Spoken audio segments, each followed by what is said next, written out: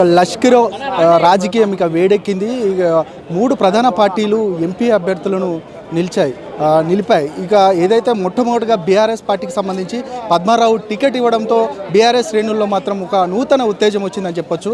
ఇక మొత్తానికి బీఆర్ఎస్ శ్రేణులకు సంబంధించి ఇక పజ్జన్నను ఏ విధంగా గెలిపించుకోబోతున్నారు, అదేవిధంగా ఆయనను ఎంత మెజారిటీతోటి ముందుకు తీసుకెళ్లబోతున్నారు అనేది మనతో మాట్లాడడానికి మన్నె కవిత గారు ఉన్నారు.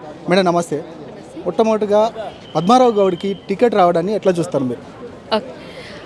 ఈరోజు మాకు ఎంపీ క్యాండిడేట్గా పద్మారావణని అనౌన్స్ చేయడం మన కేసీఆర్ సార్ చెప్పడం విధంగా అందరూ ఈ తెలంగాణ మా సికింద్రాబాద్ పార్లమెంటరీ అందరూ కూడా చాలా సంతోషంగా ఉన్నారు.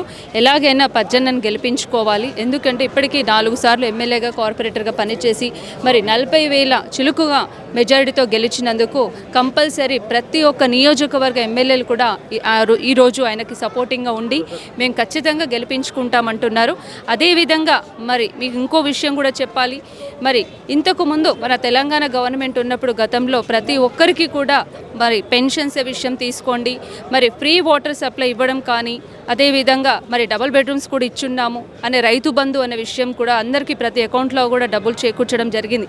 ఈరోజు మరి కాంగ్రెస్ గవర్నమెంట్ వచ్చినాక ఏ విధంగా పరిపాలన 100 రోజుల పరిపాలన జరిగిందో అది ప్రజలే తీర్పు చెప్తారు. అది ఓటు రూపంగానే మరి పజ్జన్నను గెలిపించుకోవడం అనేది ఖచ్చితంగా మరి 1,00,000 చిలుకు మెజారిటీతో గెలుస్తారని ప్రతి ఒక్క నాయకుడు మేము గెలిపించుకుంటాం.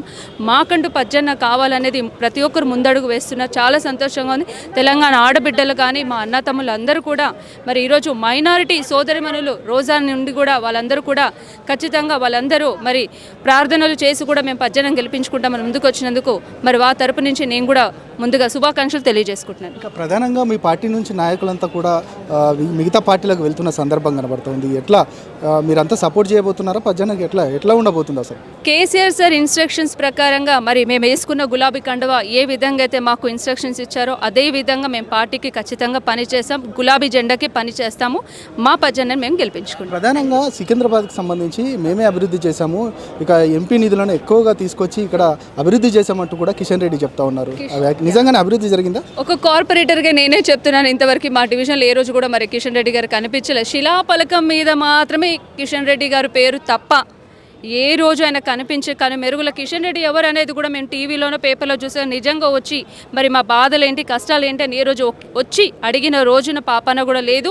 కాకపోతే మరి సికింద్రాబాద్ పార్లమెంటరీగా ఎంపీగా ఎన్నుకొని అలాగే సెంట్రల్ మినిస్టర్గా ఉండి మరి ఎన్నో కోట్ల నిధులు తీసుకొచ్చి తెలంగాణ రాష్ట్రానికి ఒక సెంట్రల్ మినిస్టర్ మన తరపు నుంచి ఉన్నప్పటికీ కూడా మరి ఇంతవరకు ఏ నిధులు తీసుకొచ్చారు మేమే కాదు ప్రతి ఒక్కరు కూడా ప్రశ్నిస్తారు.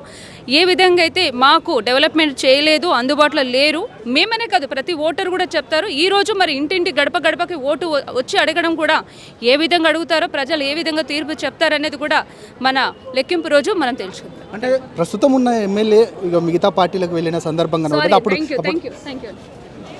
ఇది మొత్తానికి మన్నె కవిత చెప్తా ఉన్నారు. ఖచ్చితంగా పద్మారావు గౌడ్ని అత్యధిక మెజారిటీతో గెలిపించుకుంటాము.